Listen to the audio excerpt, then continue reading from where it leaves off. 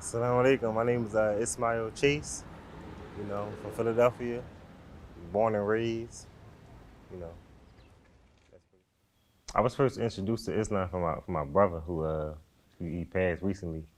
Uh, just basically giving me basic information, basic knowledge of the stuff that he knew about it. But at the time, I was like hard headed. I still was into the streets. I was like in my teenage or early 20s. But I basically told him, like I said, I was into the streets. I basically told him like I'm getting money right now. I'm not worrying about none of that and all that. So I continued to do what I was doing. I was reading the Bible at first because I was brought up as a Christian. So I was reading the Bible. Certain Muslims would see me reading the Bible. Oh, you reading that? I'm like,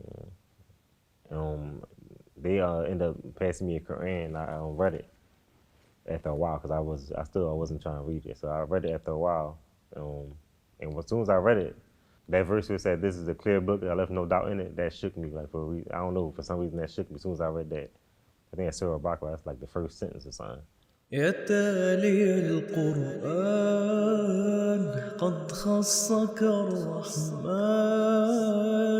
بحبه وقربه والفضل والإحسان. Bismillah. Surely this Quran guides to what is most right and gives to the believers who do good deeds the glad tidings that they shall have a great reward, and warns that for those who do not believe in the hereafter we have prepared a grievous punishment.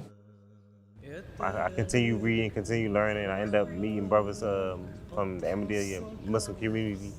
They introduced me to the Promised Messiah books and also I read the 5-volume commentary too from the Jumat. And so when I advanced my learning on the Quran, I understood it more and it became relatable to my life. I could relate it to my life. It was only my daughter and Islam that could have done that for me. So, first it was Islam though, and then I ended up having a child, and that's more reason for me not to go towards selling drugs and put myself in jeopardy, for me to either be killed or locked up and spend any time away from my responsibility because I got a daughter out here.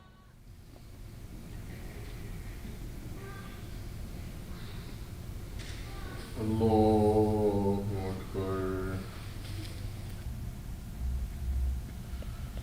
Allahu Akbar.